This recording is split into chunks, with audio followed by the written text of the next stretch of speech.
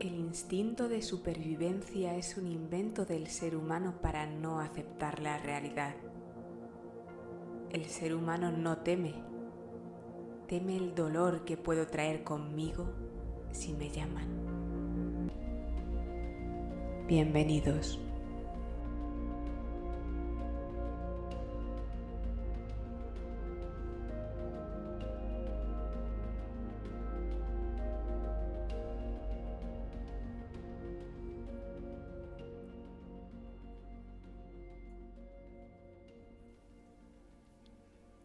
Sé a dónde quieres llegar con todo esto, pero si te soy sincero, todo lo que me has mostrado hasta ahora pueden no ser más que leyendas.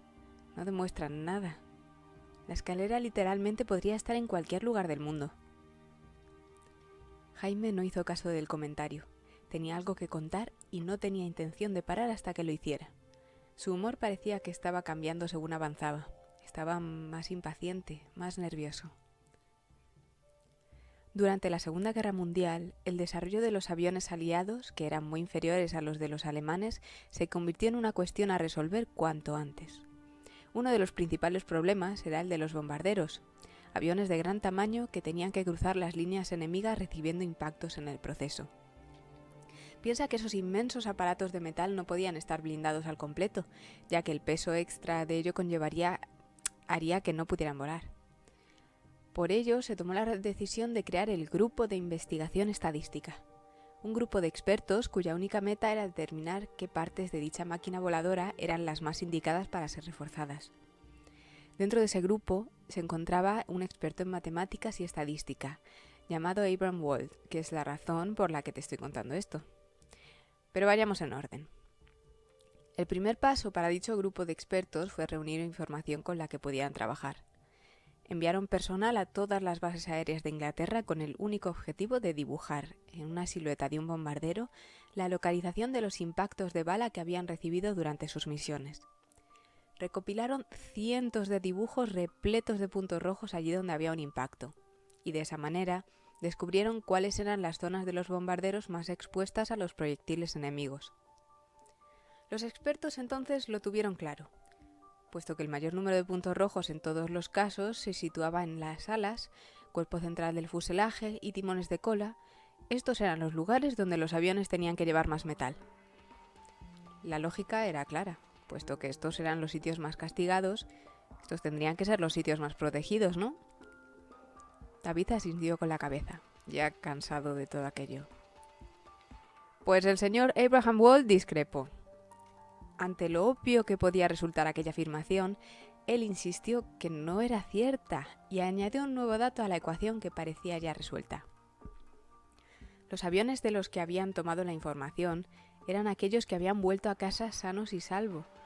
Por lo tanto, pese a todos los daños recibidos, eran los aviones que seguían siendo capaces de volar. Los puntos en donde les habían alcanzado simplemente no eran los necesarios para realizar sus funciones, y por ende los aviones que no habían vuelto a casa tendrían que haber recibido balas en otras zonas más indispensables. Era ese dato el que precisamente importaba. Según Wald, las zonas del avión que debían ser reforzadas no tenían que ser aquellas que habían recibido más daños en los aviones que habían vuelto a casa, sino aquellas zonas que precisamente habían quedado prácticamente intactas y habían hecho que dichas máquinas trajeran a sus pilotos de vuelta. Con ello, Wald demostró al mundo que, ante un mismo problema, los distintos puntos de vista con los que se acometía eran importantes para llegar a una conclusión u otra. Wald en ese momento, siendo completamente ajeno a aquello, creó un método para buscar la supuesta escalera.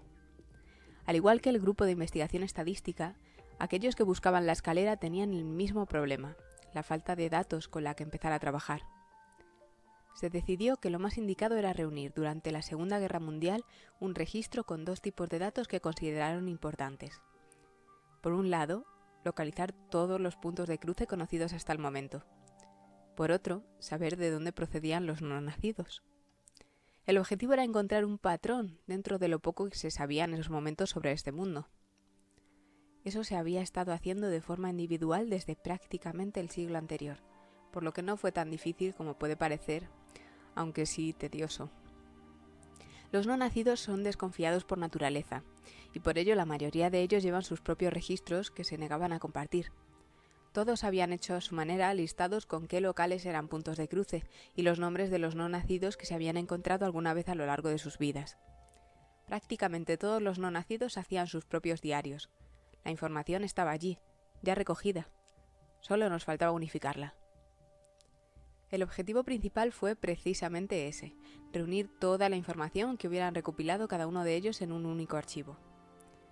El aliciente para participar era sencillo. Si tú querías la información a nivel global de la situación de los puntos de cruce, tenías que dar previamente la información que tú habías recopilado. Poco a poco ese proyecto fue tomando forma, y cada vez más no nacidos deseaban tener dicha información. Imagínate, era la diferencia entre buscar a alguien por tu cuenta y usar una guía de teléfonos donde estuviera escrito el número de toda la población. El hecho de que acabara existiendo un mapa con todos los puntos de cruce a nivel global simplemente era algo demasiado bueno. Fue en ese momento cuando se crearon los tatuajes identificativos y se empezó a organizar algo que hasta entonces había vivido completamente en las sombras. Ya había una forma de reconocer a los no nacidos y ponerse en contacto unos con los otros. De repente, lo que había sido una suerte de anarquía se estaba convirtiendo en una sociedad organizada en las sombras. Luego, con la llegada de Internet y con ello la globalización, esta toma de datos empezó a ser mucho más sencilla y alcanzó el tamaño suficiente como para poder empezar a interpretarla. Al igual que en el caso de los bombarderos, se pusieron puntos en mapas, se pusieron puntos rojos para los puntos de cruce y puntos azules para los lugares de nacimiento de los no nacidos, dato que a la hora de la verdad a nadie le importaba. Para todos el valor de aquello era la recopilación de los puntos de cruce. Solo los buscadores sabían la verdadera intención de todo aquello.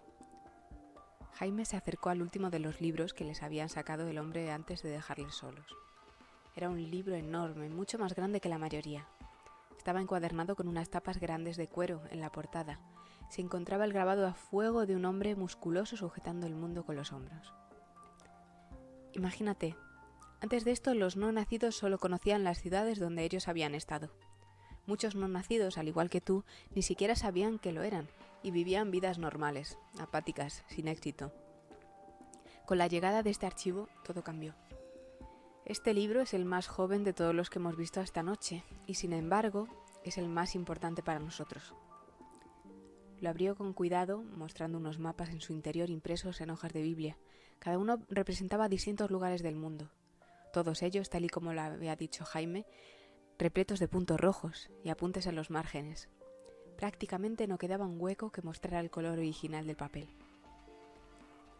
Ante ti tienes lo que se acabó llamando el Atlas de Walt, en honor a aquel que inspiró su creación. Aquí se recopiló toda la información. Al hacerlo se eliminaron los puntos azules, dejando solo lo que interesaba realmente a los no nacidos. Solo las últimas páginas de este libro contienen los mapamundi originales donde se encuentran dichos puntos. Verás, como ocurrió con los científicos aliados, los que participaron en la creación del Atlas solo se fijaron en los datos que les interesaban. No llegaban a ver del todo por el que inicialmente se había comenzado a recopilar todo esto. Los buscadores de la escalera, sin embargo, conscientes de cuál había sido la intención inicial de su creación y conociendo la historia de Walt, comenzaron, ahora sí, con su proyecto real. Partieron de aquello que ya sabían, para reducir lo más posible la zona de búsqueda. Ya de aquellas eran conscientes de que todos los puntos de cruce requerían de gemelos guardianes. Estos gemelos protegían las puertas para evitar una libre circulación entre universos, que podía ser catastrófica para el cosmos.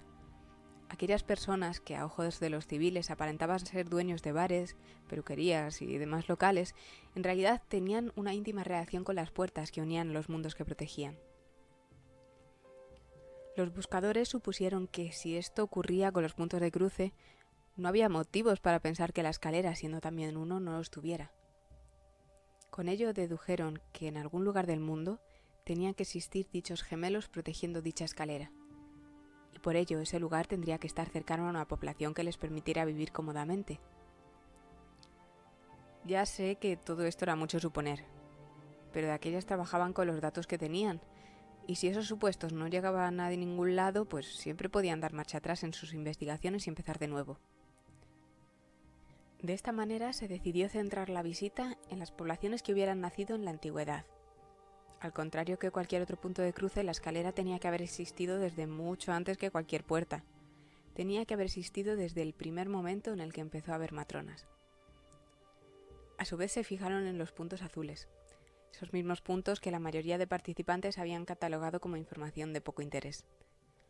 Al igual que con los gemelos, estaba la creencia, que había llegado hasta nuestros días, de que la existencia de los no nacidos solo tenía sentido si fuera con el objetivo de proteger el llamado equilibrio del cosmos. Los no nacidos, en cierta manera, tenían una relación con la unión de universos. Eran capaces de borrar cualquier elemento de la ecuación sin el peligro de generar más universos en el proceso. Abrió el atlas por las últimas páginas, donde se situaba el mapamundi con los puntos azules y rojos. Estos estaban partidos en varias páginas debido a la inmensa escala con la que se había recabado la información. Los buscadores se dieron cuenta de inmediato al ver los mapas. Allá donde había una población con puntos rojos siempre había al menos un punto azul que lo acompañase. Pero ya no solo eso, se dieron cuenta de que la cantidad de puntos azules iba ligada siempre con la cantidad de puntos rojos en una región. A más puntos rojos siempre había más puntos azules acompañándolos. En todos los lugares siempre pasaba exactamente esa norma. Solo había un sitio que no cumplía tal proporción, y sigue sin cumplirla a día de hoy. Jaime pasó las páginas hasta llegar a la sección del mapamundi donde se encontraba Salamanca. Esta ciudad, al contrario que el resto, solo tiene un punto de cruce conocido hasta la fecha, el que tú y yo conocemos como el Yelinas. Sin embargo, en la época que acabaron de recopilar los datos, se pudo llegar a contar más de 10 no nacidos localizados en esta región. ¿Cómo era posible que una de las ciudades más antiguas, con menos puntos de cruce, fuera la ciudad que desde que se empezó con esta toma de datos siempre ha producido mayor número de no nacidos en el mundo? Se podía ver claramente que el lugar más protegido era el que aparentemente necesitaba menos protección. Esta ciudad, tal y como la historia nos la ha demostrado, siempre ha generado en las personas la necesidad de defenderla. Les ocurrió a los vacceos, posteriormente a los cartagineses, romanos, visigodos, musulmanes y cristianos. Mientras no hubo constancia de los universos paralelos, eran las propias poblaciones, no teniendo conocimiento de lo que hacían, las encargadas de proteger el lugar y renovarse en cuanto salía a la luz el hallazgo de la escalera. Piensa esto.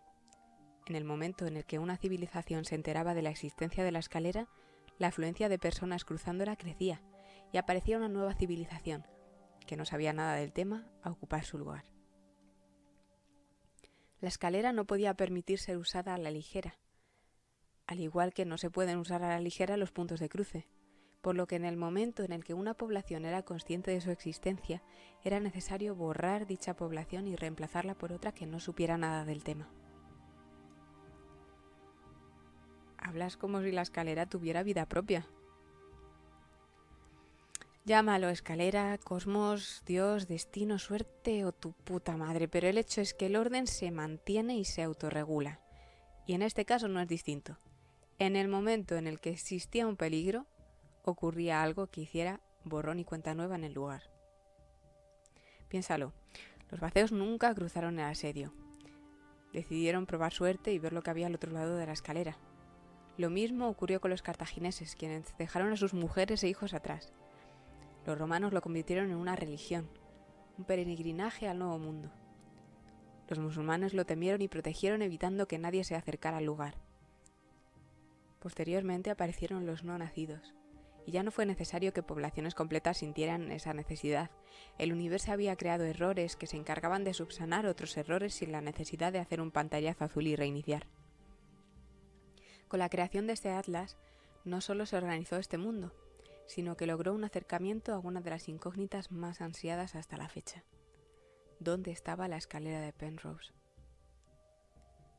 Me decías antes que todas estas historias no eran una prueba fehaciente de que la escalera se encontrara en Salamanca. Yo digo que no hay más que mirar los puntos para saber dónde se ha colocado en los refuerzos, pese a que aparentemente no se requieran.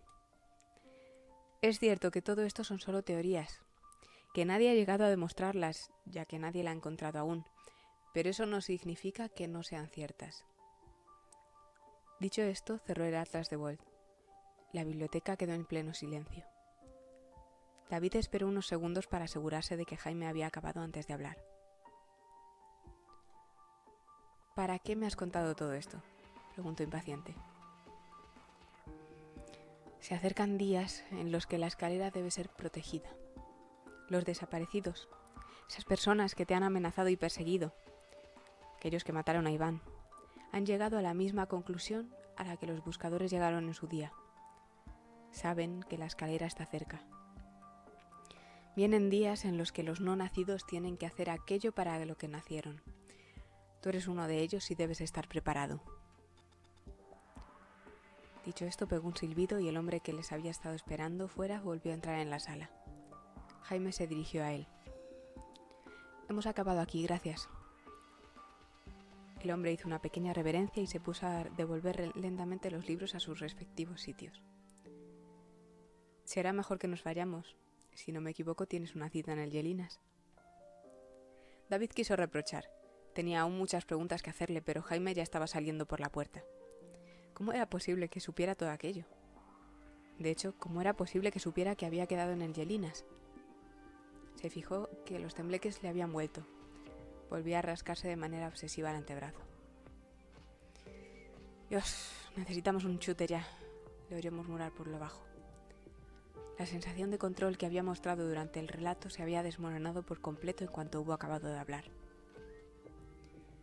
Bajaron las escaleras. David no pudo evitar echarle un último vistazo al Víctor con las letras US. Le daba escalofríos. ¿Quiénes son esos desaparecidos? Nuestro trabajo contigo ha acabado. El resto no es cosa nuestra. Se notaba un aire de preocupación y cansancio en sus palabras. Cruzaron el patio con la enorme secuoya en el centro. Ya era completamente de noche. El silencio hacía parecer que estaban solos en aquella fría ciudad. Jaime se paró en seco enfrente de la doble puerta que habían atravesado para entrar allí. David se paró a sus espaldas, a la espera de que se dirigiera a él. Cuando se acercó para ver lo que pasaba, Jaime se giró y le dio un fuerte abrazo. David le apartó de un empujón completamente desprevenido. ¿Qué haces? Sentimos mucho lo de Iván. Tenía los ojos llorosos y las palabras le salían por la boca entre sollozos. Nunca fue nuestra intención que ocurriera lo ocurrido. Álvaro, Borja, Carlos... ya solo quedas tú.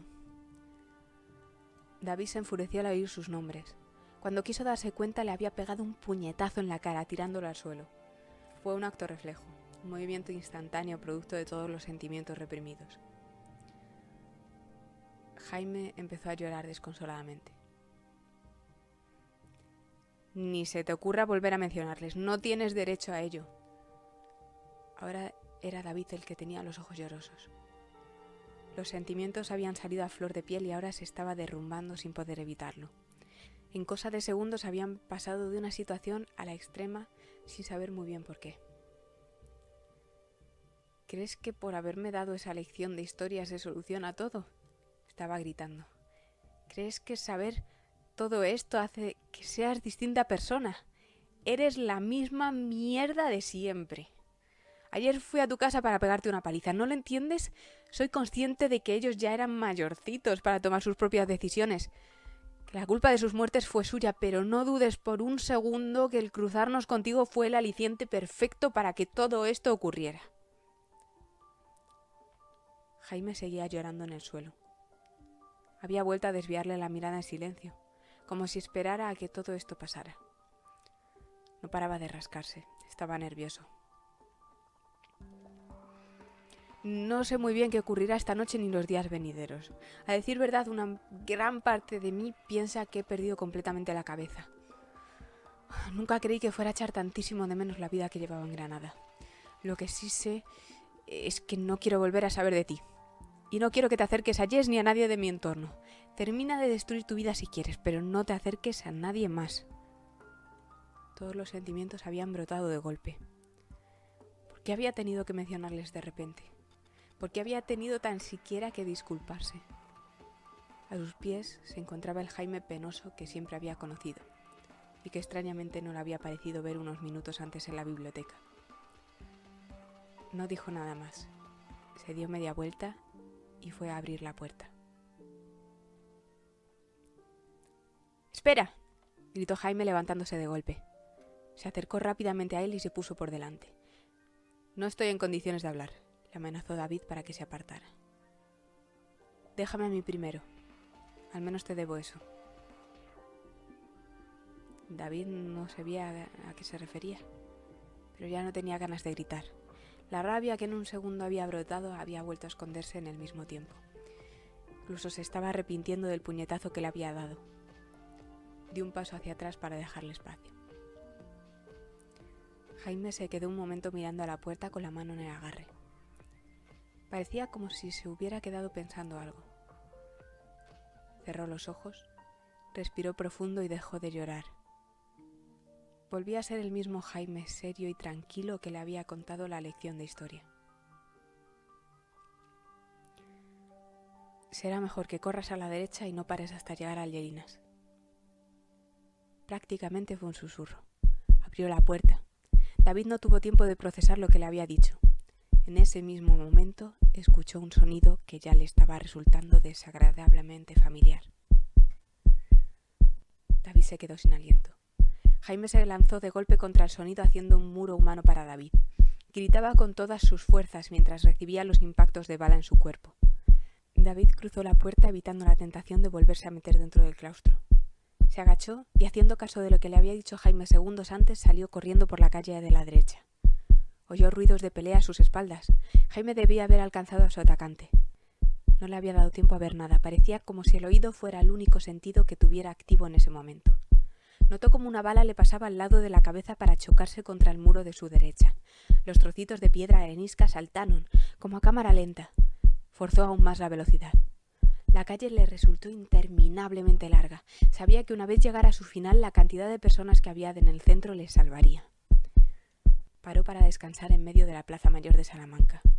Volvía a estar hiperventilando. La gente pasaba a su lado mirándole con extrañeza, pero por lo demás, cada uno seguía con sus vidas, ajenos a lo que le estaba ocurriendo. Miró hacia todos lados buscando a los atacantes. Si es que habían sido más de uno. No sabía nada. No había visto nada más que el cuerpo de Jaime lanzándose hacia la izquierda en lo que él corría hacia la derecha.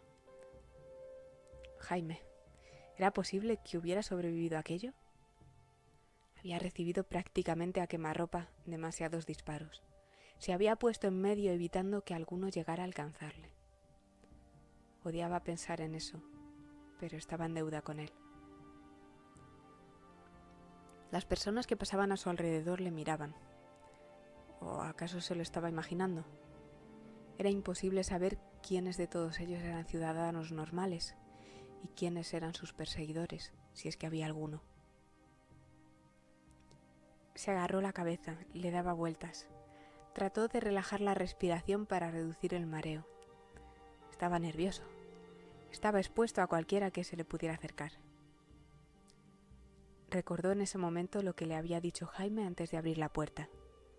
No podía parar hasta llegar a Llerinas. Por suerte estaba cerca de allí. Comenzó a correr de nuevo.